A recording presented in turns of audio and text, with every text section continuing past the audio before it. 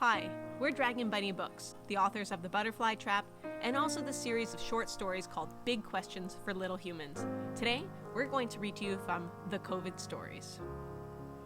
We wrote these stories because we know that this pandemic has been really hard for a lot of kids, and we want to get you thinking about some of the things that you can do to process your feelings. Story 1. It's about Jerome. Nobody knew what Jerome was feeling. He wasn't the type to share easily. He would rather play video games, watch YouTube or TikTok. If he wasn't lonely, well, at least he didn't think he was. He would just rather be alone. He lives with his mom and their 10-year-old cat, Charlie. During the pandemic, when everything was being shut down, Jerome thought he'd be fine. In fact, he was secretly happy. He loved not having to talk to anyone, and he just retreated further into his shell. Jerome did very well with his studies during lockdown. He kept his grades up, and he liked online school. His favorite part of the week was video chats with his grandparents in Haiti. They always made him happy. Sometimes he was scared that they would get sick from COVID, but he never told anybody how he felt, except Charlie. Friendships were hard for Jerome. After being alone for so long without any contact, he was more shy and withdrawn than ever. His grandparents sent him a bracelet from Haiti. Although he still struggles, he finds comfort and strength in this colorful bracelet, which helps him to deal with school, relationships, and the stresses of life during a pandemic. He still fears the virus, and he's anxious about the health of his family. Talking to Charlie is by far his greatest daily outlet. Now that we've heard Jerome's story, let's see if we can answer these questions. Has the pandemic ever felt scary for you?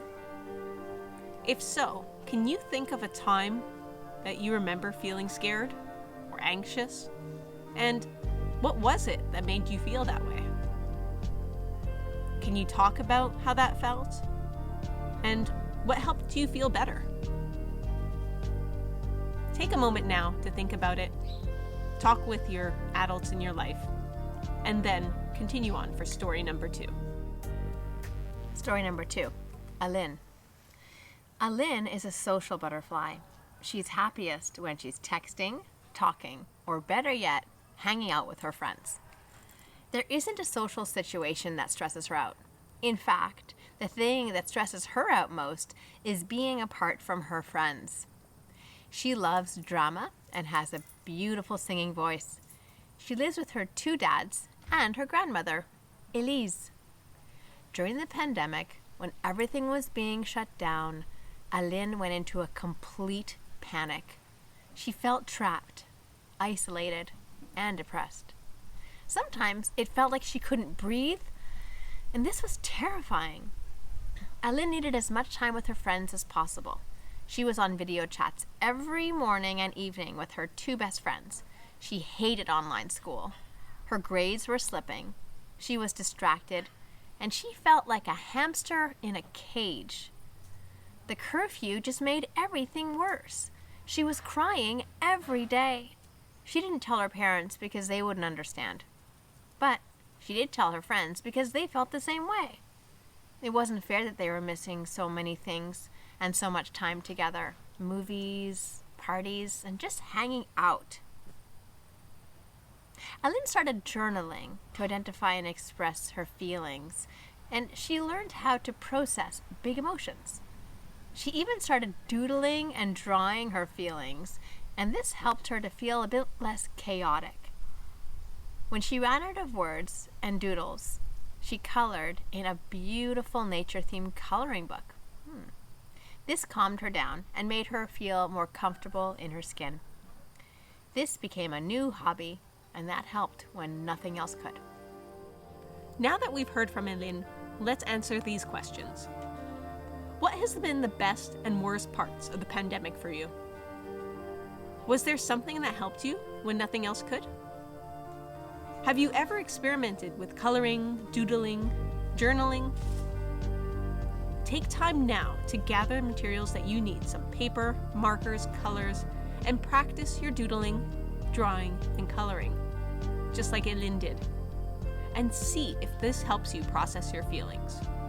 Press pause for as long as you need, and enjoy. Story number 3 is about Frederick. If there was just one word to describe Frederick, it would be calm. He's a great listener who always seems to know what to say and when to say it.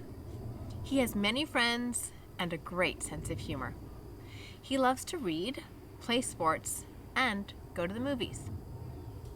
He's the youngest sibling in his family with 2 older brothers. He lives with his mom and dad and an aquarium filled with tropical fish. During the pandemic, when everything was being shut down, Frederick wasn't calm at all. He was worried, stressed, and anxious. Especially for his parents and grandparents, he had this fear that everyone was going to die and leave him alone. Frederick started reading books about UFOs during the pandemic.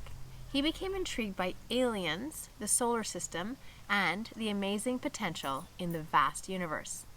He started drawing these imaginary creatures, watching movies, and he joined an online community for kids who shared his fascination. He didn't know it, but this was his way of coping with the stresses of the pandemic. He continued to perform well at school, and he did manage to stay in touch with his friends, but his true passion was aliens.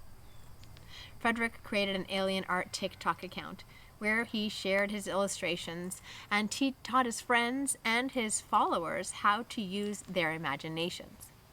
He became energized by this new skill and was excited to share it. His new dream was to become an astronaut and to have an alien encounter of his own.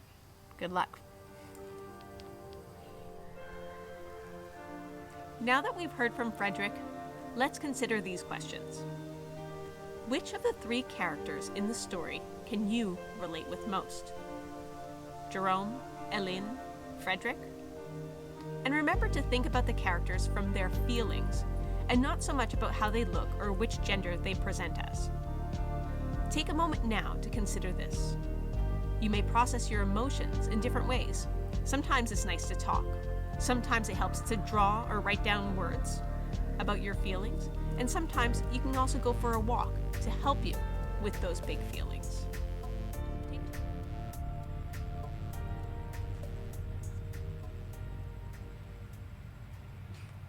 Good job, everybody. We know it's not always easy to think about your feelings. Sometimes it's really hard to talk about them. Sometimes it's really even just hard to feel them. Yeah. But we're really glad that you took the time to ask the big questions for our little humans. And to also explore different ways to cope with them and to deal with those feelings. Drawing, coloring, journaling, going for a walk. Those are all great ways to deal with your feelings. Yep. And we know that this pandemic isn't over, and we know there's still a lot more processing to do.